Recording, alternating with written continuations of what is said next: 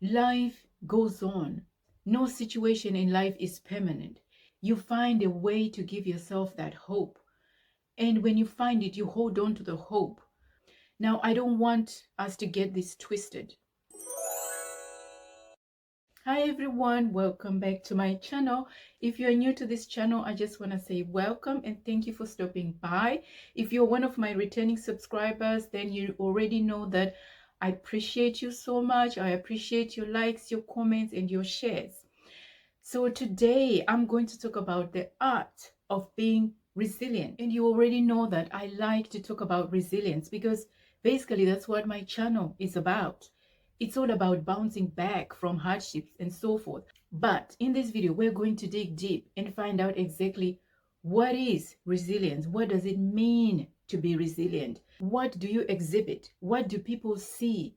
What are the characteristics? How do you behave to show that you are a resilient person? So that's what I'm going to give you. But before we go into all that, a definition of the word resilient, as you can see on the screen, is the ability to be happy, successful, and so on. Again, after something difficult or bad has happened. I chose this particular definition because it's simple, it's easy to understand. You know exactly what it is saying. Is the ability, in other words, to bounce back after calamity, after something awful has happened. You have in you the substance, the wherewithal to be able to pick yourself up. So, what is it? What are the qualities? So, the first thing that tells you that you are actually a resilient person or that someone is actually resilient is that you are able to set aside time to grieve, or you allow yourself that time to grieve when something awful happens to you, or when you lose someone or something that you value, something that you treasure, something that you love. You give yourself time to feel sad, to feel miserable, to cry, and you understand that it's okay to not be okay. It is all part of the process of healing. There's no way around it. Even if you tell yourself, I'm not going to cry, I'm not going to allow myself to feel vulnerable, to feel weak, it'll catch up with you sooner or later. Now, the most important thing to remember when it comes to this grieving time, this grieving process, is that resilient people do not wallow. As much as they set aside time to be sad and miserable, they do not wallow. Now, what wallowing suggests is that you stay in that state for a prolonged period of time. You stay in that misery for longer than is necessary, for longer than is healthy. So resilient people know where to draw the line, know when to say enough is enough. The second sign that tells you that you are a resilient person or that someone is resilient is that whenever something goes wrong, you don't blame other people for it. You take accountability for your actions, for your mistakes. You don't point a finger at other people. Even if other people are involved, you accept their involvement and you acknowledge it. You may even talk about it, but you also accept your own involvement in that situation. You don't stay blaming other people. You take responsibility for your own part in that mistake, in that situation. And when you take responsibility for your part in that scenario, you are then able to embrace the consequences. So that's another sign that tells you that you are actually a resilient person. The next thing that tells you that someone is resilient or that you are actually a resilient person is that even though you've been through a lot in life, even though you've faced challenges and obstacles, you still love life. You're still positive about life. Now, I don't want us to get this twisted. I am not saying that. Be delusional about your situation. There's a difference. What I mean is, despite your hardships, despite the challenges that you're facing or that you've faced, you still want to carry on. You still recognize that no situation in life is permanent. You still got faith. You still got hope. You find a way to give yourself that hope. And when you find it, you hold on to the hope. The next point when it comes to being resilient is that you accept things that you can't change. There are certain things that happen to us that we have no control over.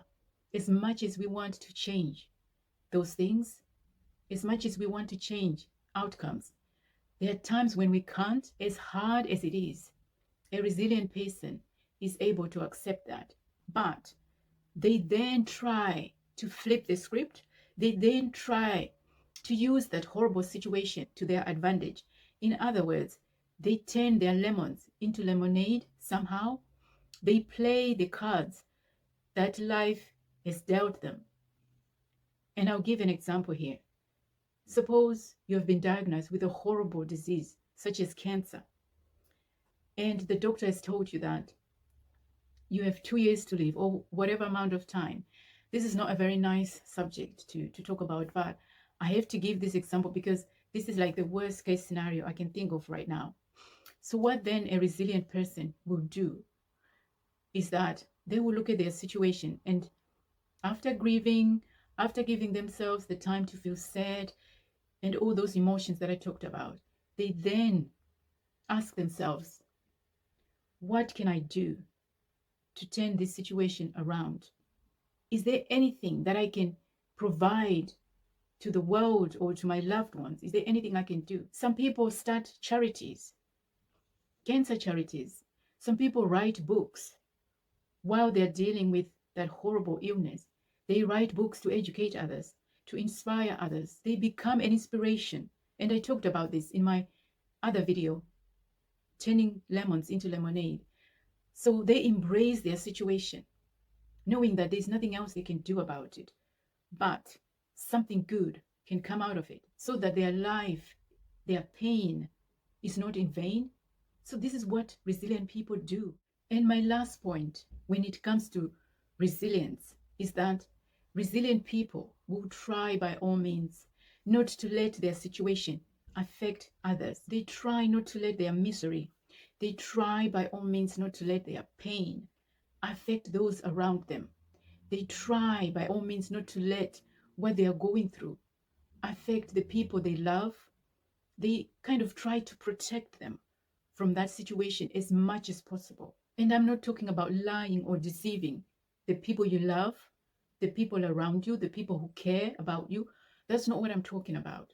You may share your bad news, but if you're a resilient person, you then don't let what you're going through affect others in a way that stops them from living their own lives, in a way that also destroys them. Yes, they care about you and they may feel sad for you and they may feel hurt by what you're going through. But a resilient person will try as much as possible to reassure those people around them that they're dealing with it. They have mastered how to express themselves. They know the right place and the right time to express their pain and their sorrow. Their timing is always on point. They don't drag other people down with them. So that's the difference.